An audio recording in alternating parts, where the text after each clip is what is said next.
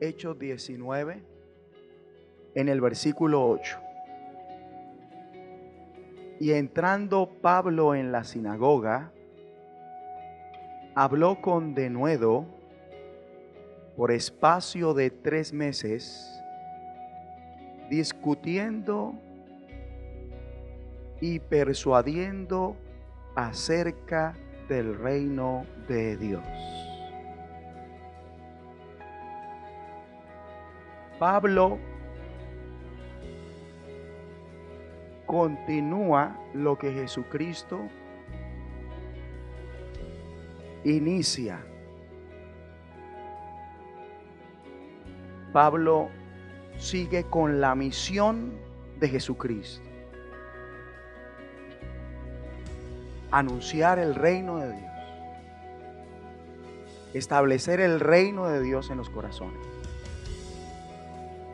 Y estaba muy comprometido con la causa, porque estaba discutiendo y persuadiendo a la gente al respecto. ¿Verdad? Dice el versículo 19: pero endureciéndose algunos y no creyendo, maldiciendo el camino delante de la multitud, se apartó de ellos y separó a los discípulos, discutiendo cada día en la escuela de uno llamado Tirano. 10. Así continuó por espacio de 2 años, de manera que todos los que habitaban en Asia, judíos y griegos, oyeron la palabra del Señor Jesús. ¿Y cuál fue la palabra del Señor Jesús? El reino, según hemos visto en el versículo 8, el reino de Dios. ¿Sí? Esa fue la palabra del Señor Jesús. Mire que el Señor Jesús le encomendó a Pablo la obra del reino de Dios. ¿Se está dando cuenta? Y Pablo cayó en cuenta respecto a esta misión. ¿Dónde está efectuando esta misión? ¿Dónde? Aquí en la tierra. Geográficamente, ¿en qué lugar? En Asia.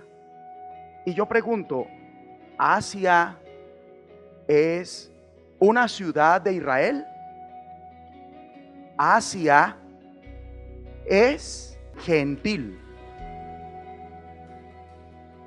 Un continente gentil es que no pertenece al pueblo de Dios. Entonces, Pablo, ¿a quién principalmente les habló del reino de Dios? ¿A quiénes? A los que no eran israelitas. Pero también le habló del reino de Dios a judíos. ¿Sí? ¿Lo recuerda ahí en el versículo 10? Judíos y griegos. ¿Se da cuenta? Griegos, no judíos. Entonces, el reino de Dios que anunció Jesucristo, que se acerca con Jesucristo y que se comienza a dar las primicias del reino, ¿a quiénes? ¿A los judíos o a los no judíos? Él da las primicias del reino, ¿a quién? A los judíos. Y eso significa que el reino de Dios no era para los no judíos. No, porque ahora Pablo, ¿a quién se lo está anunciando? ¿A quiénes? A los no judíos. Aunque cuando el Señor anuncia el reino de Dios en vida allá en Israel, hubo mucha gente no judía que creyó. Hubo gente no judía que creyó al reino. ¿Estoy siendo claro? ¿Estoy siendo claro? Entonces, el reino de Dios es ¿para quién? Para todo el mundo. El mensaje del reino de Dios no solamente para ¿quiénes? Los judíos. Yes. Eso hay que tenerlo claro. Muy claro. Usted lo está viendo conmigo en la palabra. 11 dice: y hacía Dios milagros extraordinarios por mano de Pablo. Aleluya. ¿Hacía Dios qué? Milagros extraordinarios. ¿Por mano de quién? De Pablo. ¿Era Pablo el que tenía ese poder para hacer milagros extraordinarios? ¿O era el don de Dios en él? Era el don de Dios en él. Y Pablo, ¿en dónde hizo los milagros extraordinarios? ¿En Israel o en Asia?